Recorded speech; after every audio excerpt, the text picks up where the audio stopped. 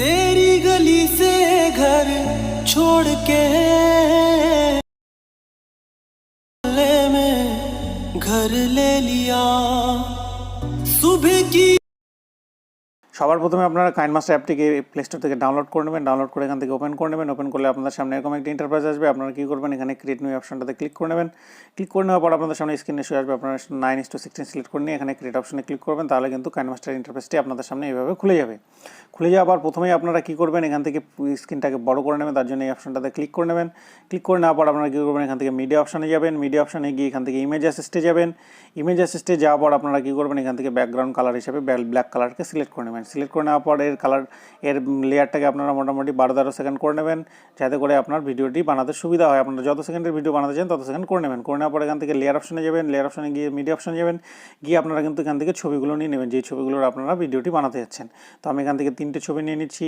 এই 3টে ছবি দিয়ে আমি ভিডিও বানাবো। আপনারা যতগুলো ছবি ইচ্ছা আপনারা নিতে পারেন। নিয়ে নেওয়ার পর এখান থেকে লেয়ারটাকে আমরা সমান করে নেবো। এখান থেকে সমান করে নেওয়ার পর এখান থেকে আমরা কী করবো, প্রত্যেকটা ছবিটাকে আমরা জুম করে নেবো প্রথমে। তার জন্য প্রথম ছবিটাতে ক্লিক করবেন। ক্লিক করে এখান থেকে এরকম করে কিন্তু ছবিটাকে জুম করে নেবেন। জুম করে নেওয়ার পর আপনারা কী করবেন, একটা ছবি হয়ে গেলে পরের ছবিটাকেও আপনারা একইভাবে এইভাবে কিন্তু জুম করে নেবেন। আপনারা নিজেদের পছন্দ মতো জুম করবেন। এখানে যতটা চান আপনারা ততটা জুম করে নেবেন। তো আমি এতটা জুম করে নিচ্ছি এখান থেকে। জুম করে নেওয়ার পর লাস্ট ছবিটাকেও আমি জুম করে নিচ্ছি এখান থেকে, দেখুন। তো এভাবে জুম করে নেওয়া হয়ে গেল। জুম করে নেওয়ার পর প্রত্যেকটা ছবিতে আমরা ইফেক্ট দেবো। তার জন্য প্রথম ছবিটাতে ক্লিক করে বাম দিকে যে কি অপশনটা দেখতে পাচ্ছেন, এই কি অপশনটাতে একবার ক্লিক করবেন। ক্লিক করে বাম থেকে ডান দিকে এভাবে টানবেন ছবিটি শেষ মাথা পর্যন্ত।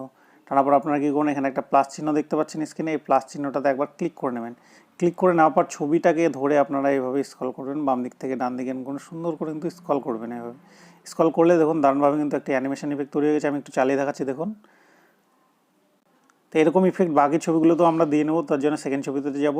একইভাবে আপনারা কী করবো, এই কি অপশনটাতে ক্লিক করবেন, করে এখান থেকে বাম থেকে ডান দিকে টেনে শেষ মাথাতে আসবেন। আবার প্লাস বাটনে ক্লিক করবেন।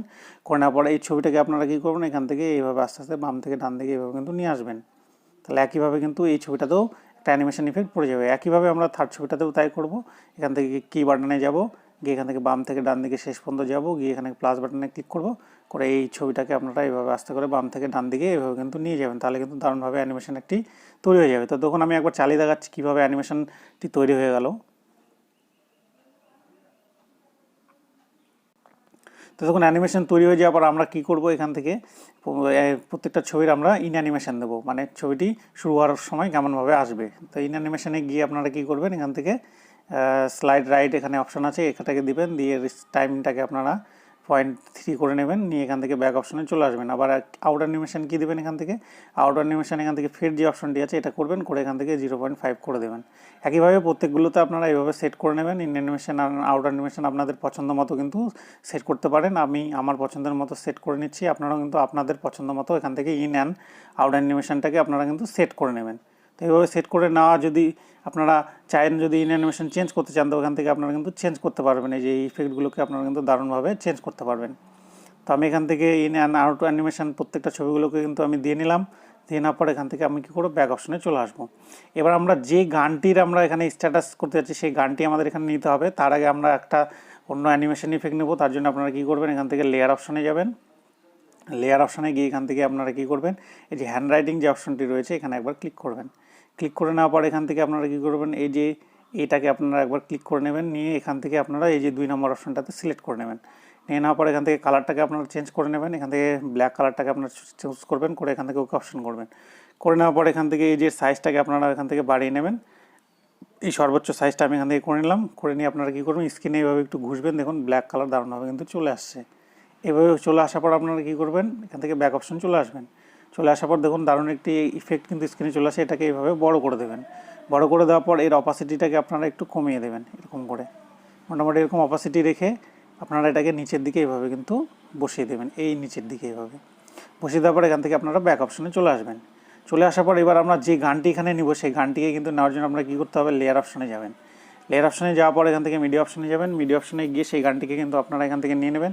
তো আমি সেই গানটিকে এখান থেকে কিন্তু নিয়ে নিচ্ছি। আপনাদের মন পছন্দের গান কিন্তু আপনারা এখান থেকে যে কোনো গান আপনারা কিন্তু নিতে পারেন।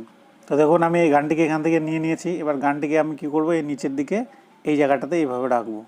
দেখে আপনারা কী করবেন, নিচের দিকে একটু স্ক্রল করবেন, দেখবেন এখান থেকে কিন্তু ব্লেন্ডিং বলে একটি অপশন পাবেন। এই ব্লেন্ডিং অপশনে এসে এখান থেকে কী করবেন, এটাকে স্ক্রিন করে দেবেন। স্ক্রিন করে দিলে দেখুন দারুণভাবে কিন্তু এখানে লেখাটি বোঝা যাচ্ছে। এবার এটাকে একটু আপনারা কী করবেন, এভাবে ড্র্যাগ করে বড় করে দেবেন, বড় করে এখানে নিচের দিকে মেজারমেন্ট করে এভাবে কিন্তু রেখে দেবেন। রেখে দেওয়ার পর এখান থেকে ব্যাক অপশনে চলে আসবেন। ব্যাক অপশনে চলে আসার পর আপনারা কী করবেন, এবার আগের যে লেয়ারটা আমি নিয়েছিলাম, যে এই লেয়ারটিকে আপনারা এভাবে কিন্তু বাড়িয়ে দেবেন। আমি বাড়িয়ে দিতে ভুলে গেছিলাম। টোটাল ভিডিওর যত সেকেন্ড আছে তত সেকেন্ড আপনারা কিন্তু এভাবে বাড়িয়ে দেবেন।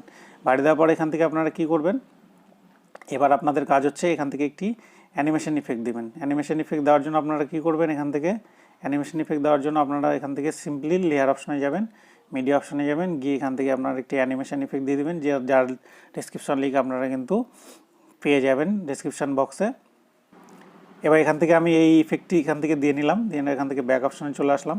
ব্যাক অপশনে আসার পর এটাকে কী করবো, আমরা ফুল স্ক্রিন করবো। তার জন্য এখান থেকে দেখবেন স্প্লিট স্ক্রিন অপশন আছে, এখান থেকে যে এই অপশনটাতে আপনারা এবার ক্লিক করবেন, দেখুন ফুল স্ক্রিন হয়ে গেল। ফুল স্ক্রিন হয়ে যাওয়ার পর ব্যাক অপশনে আসবেন, আসার পর এখান থেকে আপনারা কী করবেন, এখানে দেখবেন যে ব্লেন্ডিং বলে একটি অপশন আছে, আবার এখানে এসে আপনারা কী করবেন, স্ক্রিন করে দেবেন।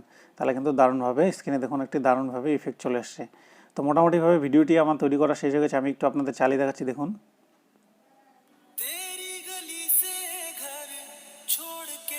তো এই ছিল বন্ধুরা আজকের ভিডিওটি। ভিডিও দেখে নতুন কিছু শিখে থাকলে অবশ্যই চ্যানেলটিকে সাবস্ক্রাইব করুন, পাশে থাকা বেল আইকনটিকে অল নোটিফিকেশন করে নিতে ভুলবেন না। Thank you.